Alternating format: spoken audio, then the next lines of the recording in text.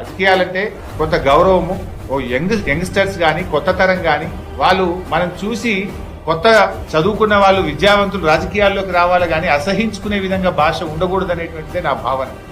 ఎవరు ఎంత హైటు ఎంత వెయిట్ అనేది ప్రజలకు అవసరం లేదు. ఎవడు ప్రజలకు ఎంత పనిచేసిండ్రు అన్నది ముఖ్యం, ఎంత నిజాయితీతో పనిచేసిండ్రు అనేది ముఖ్యం, ప్రజల కోసం ఎంత గట్టిగా పనిచేసినాం అన్నది ముఖ్యం, కష్టపడి పనిచేసి ప్రజల గుండెల్లో నిలిచామా లేదా అన్నది ముఖ్యం.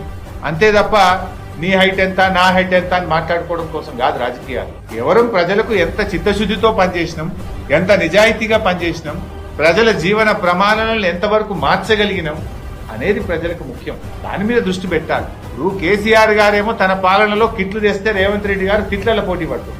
కేసీఆర్ గారేమో న్యూట్రిషన్ కిట్టు, కేసీఆర్ కిట్టు అని రకరకాల కిట్లు మేము తెస్తే ఈయన తిట్ల పోటీ పడుతుంది. తిట్లలో కాదు, నువ్వు కిట్ల పోటీ పడు.